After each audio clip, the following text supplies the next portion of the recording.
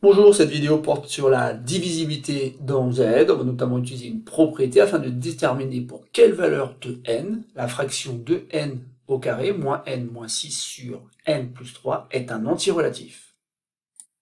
Pour répondre à cette question, dans cet exercice, on sera aidé par une première consigne. On devra vérifier que 2n au carré moins n moins 6 est égal au produit de n plus 3 multiplié par 2n moins 7 plus le nombre 15. Ce qui permettra donc d'en déduire les valeurs de n pour lesquelles la fraction 2n au carré moins n moins 6 sur n plus 3 est bien un antirelatif. Comme à chaque fois, je vous conseille fortement d'appuyer sur pause, d'essayer de répondre donc à ces deux consignes, notamment la première qui est quand même très simple, et la deuxième pour laquelle il faut penser à une bonne propriété, une propriété qu'on utilise régulièrement donc en classe de terminale. On va donc pouvoir passer à la correction. Donc ici, on demande de vérifier cette égalité qui est valable donc normalement pour tout n antinaturel. Donc l'idée ici est plutôt de partir de l'expression n plus 3 facteur de 2n moins 7 plus 15 et de vérifier que ça se réécrit bien 2n au carré moins n moins 6. Autrement dit, dans un premier temps, je vais développer. Donc ça donne 2n au carré moins 7n plus 6n moins 21 plus 15. Bon, vous voyez que c'est immédiat puisqu'en fait on a 2n au carré moins n et ici ça donne bien moins 6. Ça y est, c'est terminé. On a vérifié que pour tout antinaturel n, on a bien cette égalité.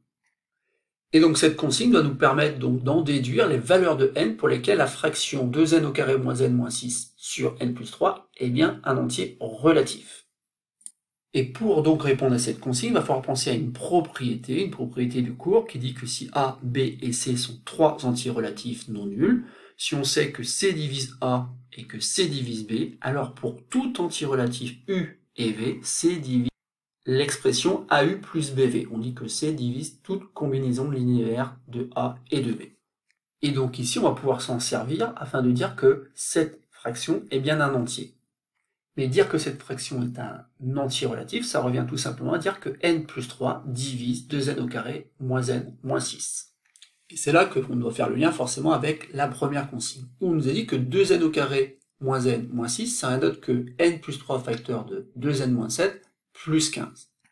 On sait donc que n plus 3 divise l'expression 2n au carré moins n moins 6, n plus 3 divise forcément le produit n plus 3 facteur de 2n moins 7, et on a envie très vite de dire que du coup n plus 3 divise 15. Et ça on va pouvoir le faire à condition d'écrire tout simplement que n plus 3 divise bien donc le produit, car 2n moins 7 bien sûr appartient à z, et on va pouvoir donc utiliser cette propriété en disant que n plus 3 divise donc la combinaison linéaire qui va s'écrire 2n au carré moins n moins 6. Donc ici, si vous voulez, ça va être notre quantité A, que je vais multiplier par 1 pour avoir la valeur de U, et je vais rajouter donc ici cette quantité-là, cette quantité B, donc n plus 3, facteur de 2n moins 7, mais je vais multiplier par moins 1, et donc ici j'ai choisi moins 1,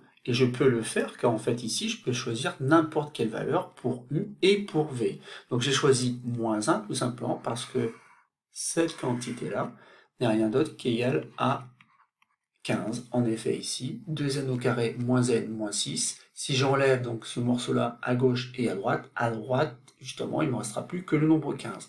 On en déduit donc que n plus 3 divise 15. Or, les diviseurs de 15 sont donc 1, 3, 5, 15.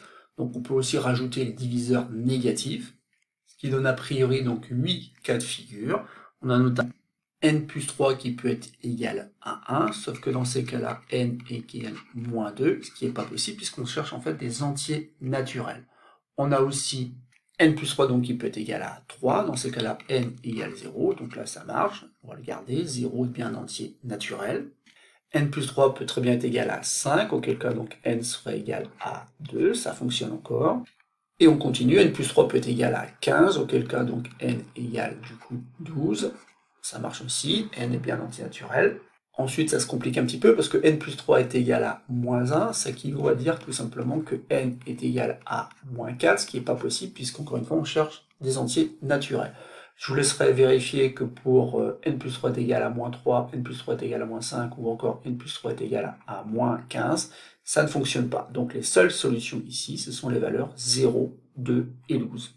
Et donc c'est terminé pour cette petite vidéo. Donc il faut retenir que dans cet exercice, on a notamment utilisé donc une propriété. Et cette propriété dit que si l'entier C divise A et B, alors pour tout entier relatif U et V, C divise donc l'expression AU plus BV. On dit que l'entier C divise toute combinaison linéaire des entiers A et B. C'est une propriété qu'on retrouve dans beaucoup d'exercices, donc il faut connaître car elle est très utile donc pour résoudre ces exercices.